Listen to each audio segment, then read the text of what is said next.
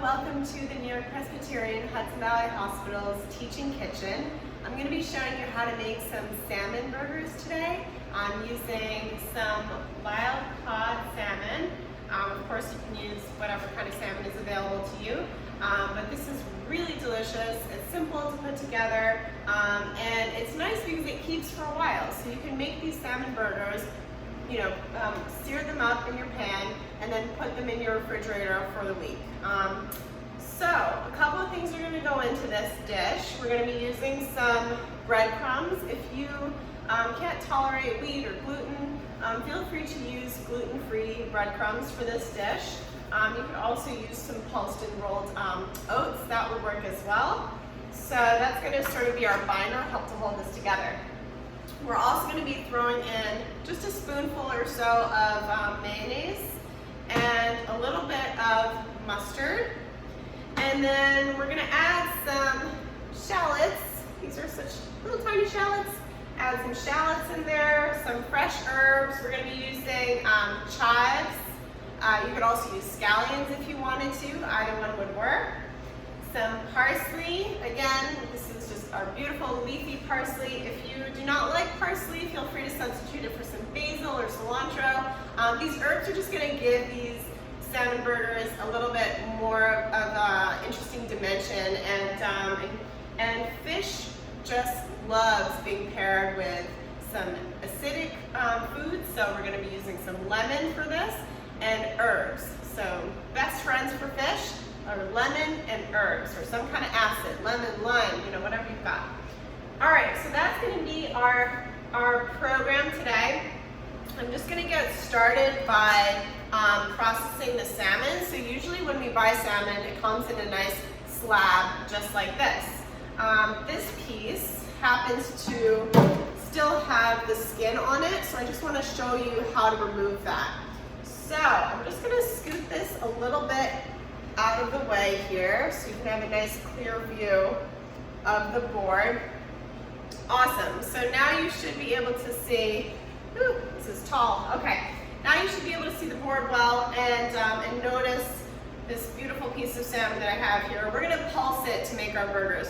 But first I have to take the skin off. So if you have what's called a boning knife or a fillet knife, that works really well because it has a nice long flexible blade. It really helps you get under the salmon and scrape that skin off. I'm just going to use my chef's knife today.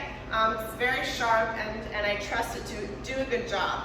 So what I do first is I find the thinnest part of the salmon. So that's going to be this part over here. And I'm going to cut sort of down into this part to create a handle, right? So that I can hold it while I slide the knife underneath here and separate the skin from the flesh. So I'm going to turn this, again, make that little tag. And I'm not going to cut all the way through. Again, I'm going to need this. This is going to brace it for me, right? So you see it was like this, and I just cut, right? So you can see, just cut through, so I have something to hold on to. Now I've got something to hold on to. I can really put my fingers down and kind of scrape this blade under and get it parallel with the cutting board. So you want the blade and the board to be almost flush with each other, right? With just the skin in between. So really, and this is where a fillet knife is helpful because it's very flexible. But this is working just great. So you kind of use this sawing motion that I'm doing here, right, to separate the salmon from the skin.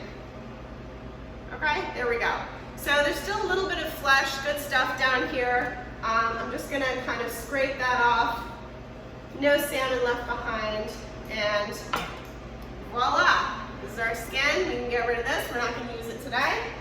And the rest of this, we can now chop up into sort of 1-inch chunks, and we're gonna throw it right into the food processor, and it's gonna kind of pulse the salmon for us and get it into a little bit more of a puree texture. So you just want to create, these nice chunky cubes here, right? And what that does, it's going to be a lot easier for the food processor to work this down than just one big block of salmon. So we're ready for our food processor now. You'll notice This has been outfitted with the S-blade, so I'll just show you. That's this one. And these are very, very sharp, so you just want to keep in mind whenever you're using your food processor, it's just like using a knife, right? So we'll pop this in and give it a couple pulses. And salmon, of course, very high in protein, very high in omega-3 fatty acids, which are wonderful for heart health, brain health, and just health overall. So I'm just gonna close this and pulse it a few times. You don't wanna go so far where it just turns into nothing, into mush. You want a little bit of texture and body to it. So let's see what that looks like.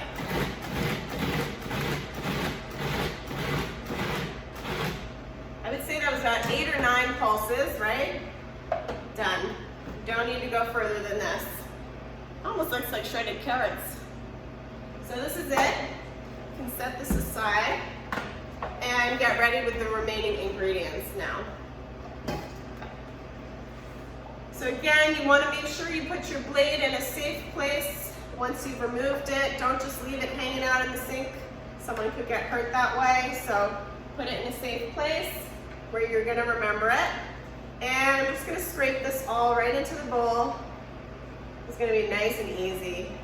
You can also freeze these. You know, once they're done and they're cooked, you can pop them in the freezer and heat them up whenever you need a quick lunch or even for breakfast. These are really good. So there's our salmon, pureed, kind of chunky puree, ready to go. And we're gonna add the rest of our ingredients here. So, some shallot. So just keep in mind, right now I'm working with raw fish, right? But everything that I'm using here is gonna go into the cooked burger. So there's not gonna be any cross-contamination at all because it's all gonna get cooked in with the burger, okay? If I were going to, for example, do an herb garnish or something like that, I would want to use a different cutting board for that. All right, so here's our shallot. You can also use red onion, scallions, chives, anything with that really nice sort of oniony taste. And shallots there's often a buddy in there, right? You think you're getting one, but there's often two. And I'm just gonna quickly mince this. So I chopped it in half first to kind of figure out how many kind of cloves were in there. And then it's gonna be easier to peel too.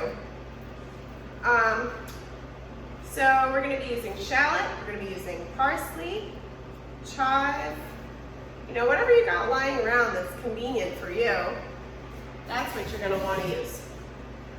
All right, see if you can get a clear view here. So I'm gonna make a claw with my holding hand, really, really small here because we're working with a shallot, and just start getting some slices right across. If you wanted to, you could probably toss this in with your salmon and just pulse it right in the food processor to save you a step, right? So you could, you know, kind of start off getting it chopped up, then put your hand flat on top and go for this mince, which is gonna be even smaller, right? So here I'm working from the tip to the heel of the knife, straight across, kind of quickly and scraping together, right? Very different from that slicing motion that you saw initially. This is gonna get really fine mince. It's also gonna bring on some tears, so get ready for that. All right. Nice and small. Okay, this is looking pretty good. Just a nice handful of minced shallots going right in. We're gonna stir that up. Okay. And we're gonna add our remaining ingredients here. So, some parsley, right? Some chives. The stems of parsley are completely edible. So if you don't mind a little bit of a crunch, please feel free to use them. They do not need to get thrown out, and they're full of nutrition just like the leaves. So I'm just gonna start with that rolling straight across.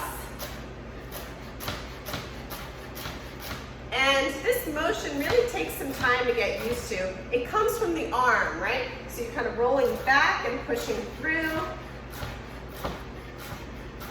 Nothing like the smell of freshly minced herbs.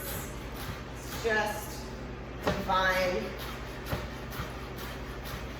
So I'm kind of bunching this together with my left hand as I'm slicing through with my right.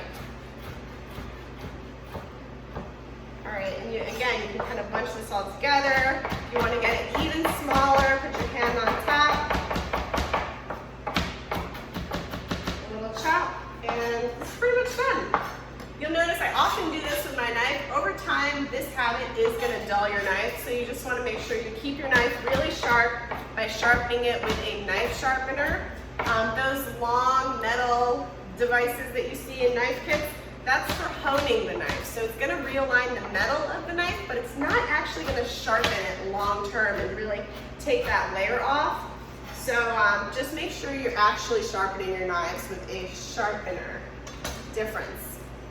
All right, so there's our herbs, our salmon, our shallots. We're going to add our breadcrumbs, about 3/4 of a cup or so, our spoonful of mayo. And if you are not a mayo lover, you can just leave it out. It's not going to make a huge difference. The mayo is just adding a little bit of that sumptuous, creamy deliciousness that mayo can add. This mayo is actually made with avocado oil. So the ingredients are avocado oil, organic eggs, organic egg yolks, a little bit of vinegar, sea salt, lemon oil, garlic oil, organic rosemary extract. Nothing wrong with that. All right, we'll add some of our mustard as well. It's about another spoonful there. Okay, and we're gonna bring this all together with, let's not forget, our lemon. So give that a little roll, cut right through. And I like to just hold my hand and squeeze the lemon juice directly through my fingers. So I'm kind of making like a loose little cup with my hands. That way the juice can go through and the seeds get caught. So you just kind of want to relax your fingertips, right? And just gently catch those seeds as they go. All right, so about a tablespoon or so of lemon juice. This is a juicy lemon, so I think we're good. All right, get rid of that. And we're just gonna stir this all together. We're gonna use the breadcrumbs to kind of coat the outside, and then we're gonna pop it in our pan. So you wanna get your pan nice and hot, and make sure it's nice and hot, because if it's not hot enough, it's gonna stick. So basically, if you have ever cooked some meat or fish or tofu, some kind of a protein, even vegetables, and you are finding that the meat is sticking to the pan, a couple of things could have gone wrong. One could be that maybe your pan just was not hot enough to begin with, right? You want it to have that really nice sizzle when it hits the pan. Two is that maybe there wasn't quite enough fat in the pan to kind of create the barrier that's needed.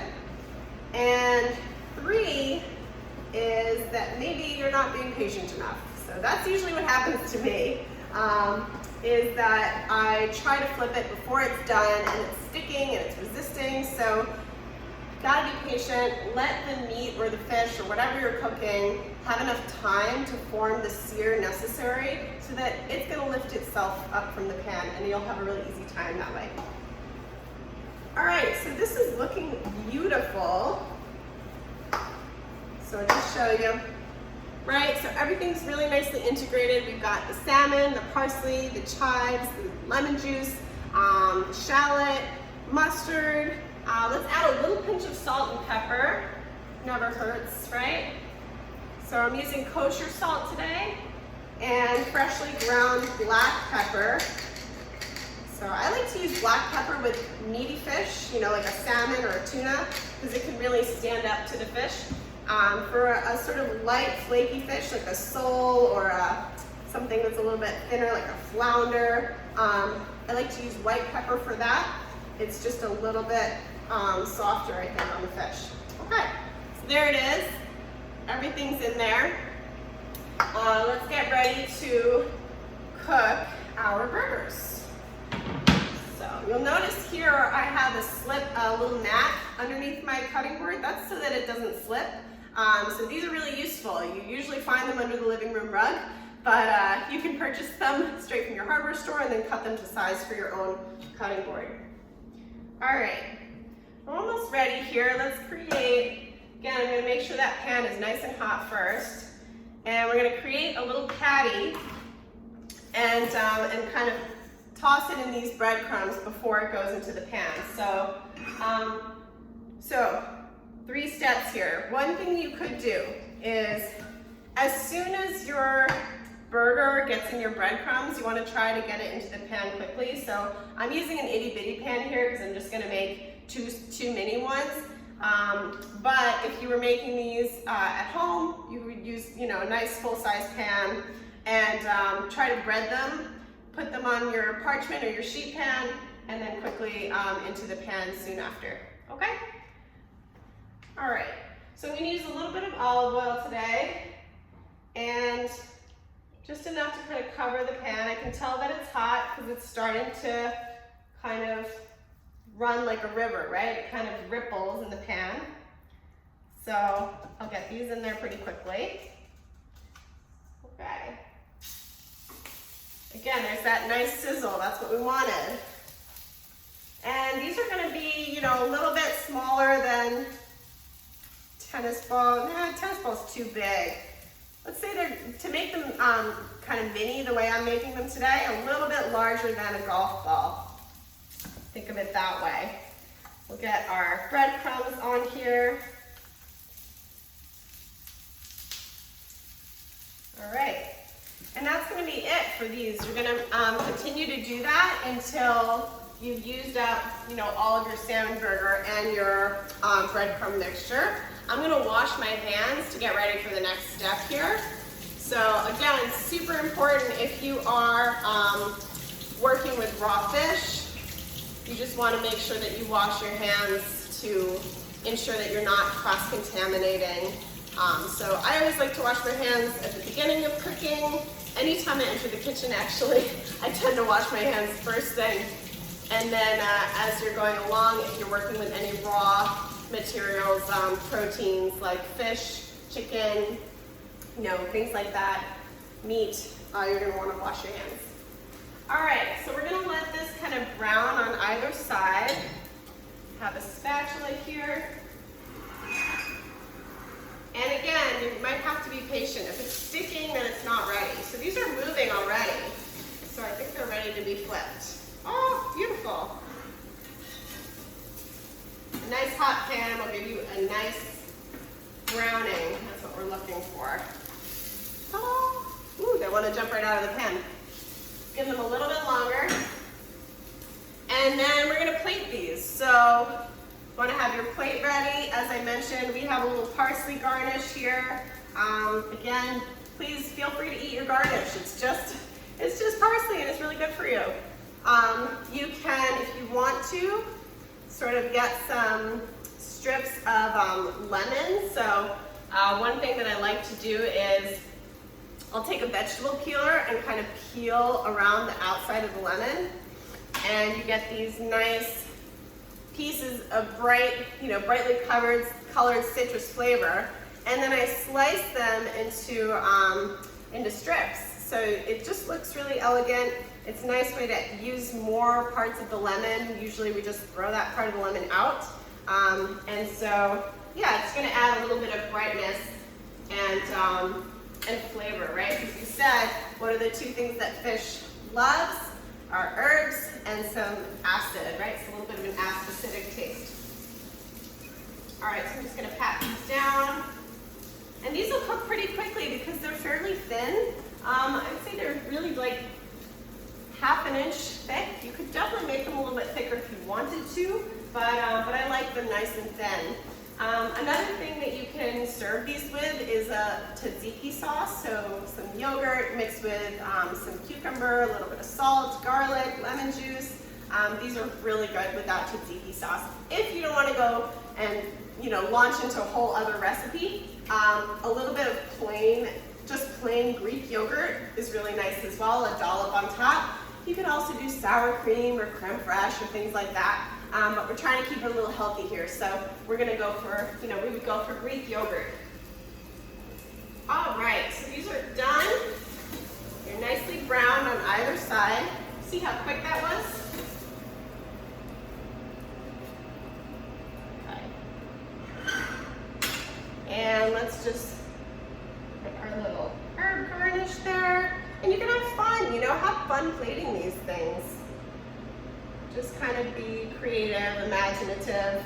You know, I kind of like things to look a little more natural and relaxed on the plate than structured, but there you go. So here's our homemade salmon burger, featuring some salmon, wild-caught salmon, some breadcrumbs, a little parsley, some or any herbs that you like, really. Spoonful of mayo, spoonful of mustard. It's really quite quick and simple to put together.